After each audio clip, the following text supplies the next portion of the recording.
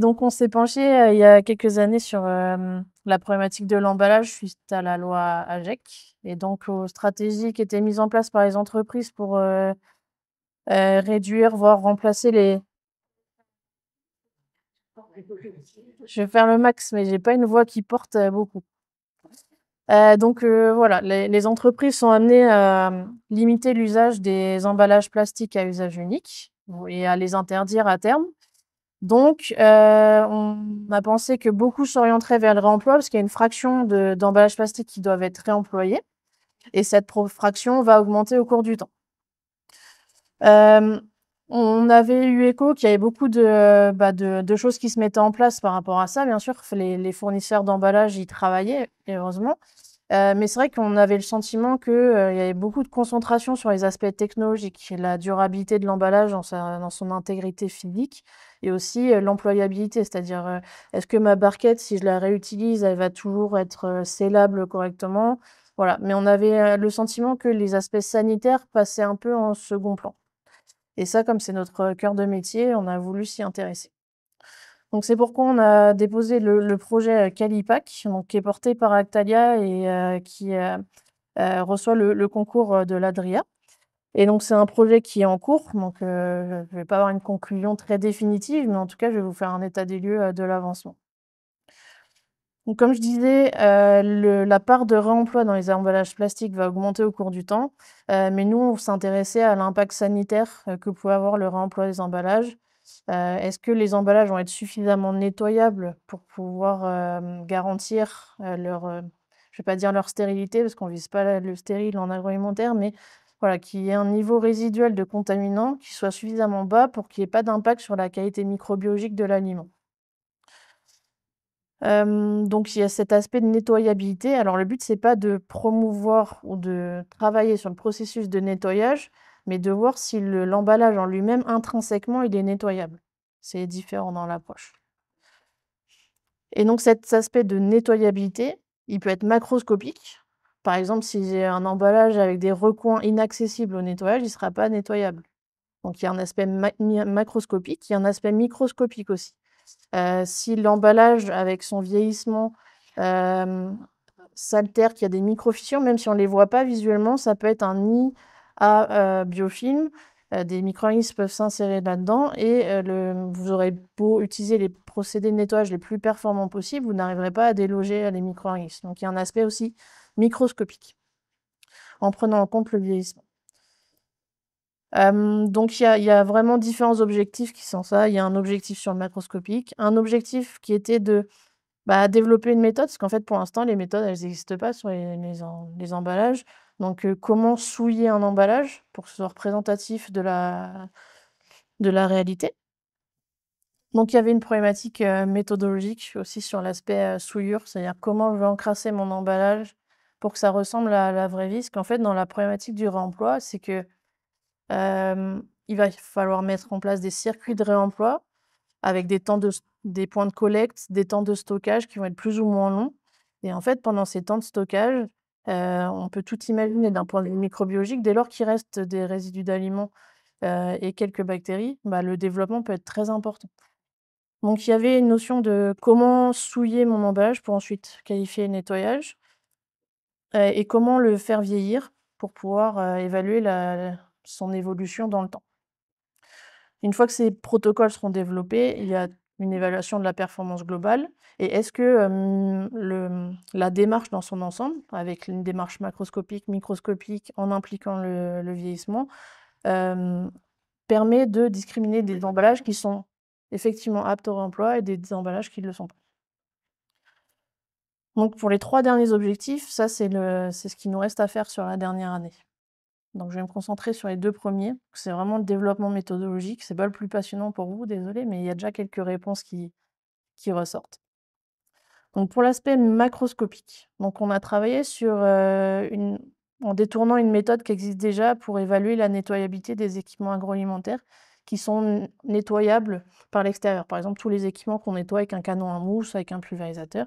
Donc, il y a maintenant une méthode qui a été développée au sein de l'EHEDG, donc c'est l'association, internationale qui promeut la conception hygiénique des équipements agroalimentaires, qui a développé une méthode, dont Lactalia fait partie des laboratoires, habilités par le HEDG pour faire ces tests. Et donc globalement, ce qu'on fait, c'est qu'on va utiliser une souillure physico-chimique, donc c'est du lait concentré, non sucré, qu'on va faire adhérer à notre équipement habituellement, mais là, on l'a mis sur l'emballage. On fait sécher dans des conditions standardisées. Ensuite, on applique un nettoyage, de manière standardisée à l'aide d'un bras robotisé. Donc vous allez me dire: Ça ressemble pas à ma souillure alimentaire normale». Mais le but, c'est de trouver une souillure qui soit à la fois très adhérente, mais pas trop. Il faut qu'on puisse la nettoyer. Donc le but, c'est de trouver le juste milieu pour qu'on puisse discriminer un emballage qui est nettoyable de qui ne l'est pas. Et donc pour ça, il faut qu'on puisse nettoyer, mais pas trop. Donc c'est tout un équilibre, mais donc on s'est basé sur cette méthode. Le bras robotisé va appliquer le nettoyage toujours de la même façon, parce que c'est la problématique, du nettoyage. Autant la désinfection, il y a des méthodes très standardisées, on va pouvoir faire intervenir plusieurs laboratoires, on va obtenir des résultats qui sont très répétables, reproductibles. Sur les détergents, ça fait intervenir des, procédés, plus physico-chimiques et c'est beaucoup plus difficile à répéter. Donc c'est pour ça qu'on utilise un bras robotisé, on a toujours la même pression, le même angle d'attaque sur les surfaces et cetera. C'est beaucoup plus simple et beaucoup plus précis. Et donc après ce nettoyage, on regarde ce qui reste et on quantifie. Pour, quantifier les résidus, il y a 2 méthodes, soit une méthode gravimétrique par pesée, tout simplement. On calcule un pourcentage de nettoyabilité en calculant la masse de résidus, résiduels, la masse des résidus. Et on peut utiliser une méthode, avec la fluorescence, où on va, analyser, les images automatiquement avec un logiciel spécialisé et on va, regarder la surface, enfin la réduction du taux de fluorescence et on ramène à la surface. Cette, nettoyabilité, on l'a évaluée en fonction du type de matériau, de sa rugosité, sa résistance chimique, de son énergie de surface, sa porosité. Donc on a testé 4 matériaux. L'inox, alors l'inox est utilisé dans les emballages, mais de manière très marginale pour l'instant, mais ça reste un témoin agroalimentaire intéressant. C'est un matériau avec lequel on a beaucoup de repères sur ces tests de nettoyabilité, donc c'était assez pratique. Le PET, le HDPE et le PP. Ce qu'on a vu, c'est que pour l'instant sur nos tests, hein, le PET avait une meilleure nettoyabilité que les 3 autres, enfin que les 2 autres. On a aussi regardé l'impact de la géométrie. Si on a une forme carrée, si on a une forme ronde, plusieurs types de géométrie, plusieurs types d'emballage. Globalement, les formes arrondies facilitaient quand même le nettoyage. On éliminait plus facilement. C'est assez intuitif tout ça, mais ça conforte un peu la validité du protocole. On a aussi testé différentes positions pour le séchage de la souillure, pour le séchage après nettoyage et cetera. Et on a aussi regardé, s'il valait mieux nettoyer, l'emballage verticalement, horizontalement. On est vraiment dans du développement de méthode, donc on teste plein de paramètres. Et donc, c'est pareil, c'est intuitif. Quand on nettoie en position verticale, il y a de l'écoulement, c'est plus efficace. Donc ça confortait, notre idée que cette méthode, elle pouvait s'appliquer. Donc l'idée maintenant, c'est de tester sur des différents types de géométrie, de challenger un peu plus les emballages. Par exemple, quand il y a, le formage, parfois au fond des barquettes, il y a un petit pic, ça typiquement, c'est quelque chose qui pourrait poser problème à terme pour la nettoyabilité. Donc on va commencer à travailler sur des emballages un peu plus complexes avec ces petits défauts. Voilà. Sur les aspects microscopiques cette fois-ci, alors là, on a travaillé sur, l'encrassement des emballages. J'ai pas fait de diapo, mais on a recensé un peu tous les aliments. On est allé au supermarché, on a regardé tout ce qui était, conditionné dans des emballages plastiques à usage unique. Donc en fait, ça brasse énormément de produits. On a classé, tous ces produits en fonction de leur composition, biochimique et on a essayé de définir des classes. Ce qui nous a permis de choisir, différents types de souillures modèles, des souillures plutôt protéiques, des souillures plutôt grasses, des souillures plutôt sucrées ou des mélanges de tout ça et avec des souillures, avec des niveaux de complexité divers. Par exemple, du jus de blanc de poulet, ça ressemble vraiment à la matrice, la margarine, la crème fraîche ou la purée de patates douces. Mais on a aussi essayé des souillures modèles qu'on utilise dans la littérature scientifique comme de la BSA, ou du sirop de glucose. Ces souillures en fait, on va les mélanger à des spores de Geobacillus comme on a fait tout à l'heure. Encore une fois, parce qu'on sait que c'est très adhérent, ça colle, les spores, elles adhèrent assez bien aux matériaux, notamment le plastique. Et donc on les a mélangées à notre matrice et on les a déposées sur des supports, des coupons.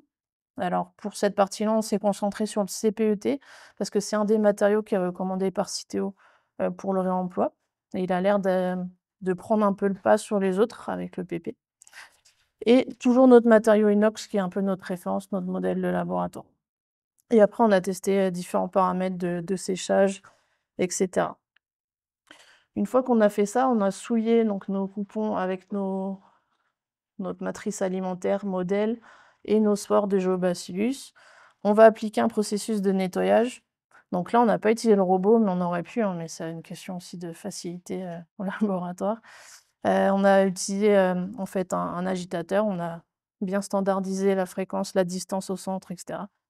Et on a travaillé donc avec de l'eau-fil, c'est juste un nettoyage, action mécanique simple et avec un peu de soude. Et donc ensuite, on a regardé, comment, prélever notre souillure. Est-ce qu'on peut la quantifier? Et donc en fait, la spore de Géobacillus, le but, c'est pas de faire un biofilm comme tout à l'heure. Là, c'est vraiment juste quelque chose de quantifiable qu'on peut mesurer facilement dans un laboratoire de microbio. Donc en fait, notre quantité de spore de Géobacillus, c'est proportionnel à notre quantité de résidus de matrice alimentaire sur la surface. Donc on utilise cette mesure microbiologique pour, ramener à la quantité de résidus, de souillure alimentaire. Et donc pour mesurer, cette quantité de spores résiduels sur nos coupons, on a testé 2 méthodes. Une méthode, par sonication, c'est-à-dire que c'est une méthode, qui, qui permet de s'affranchir du biais opérateur et une méthode par écouvillonnage. Donc ça, je l'ai dit en même temps.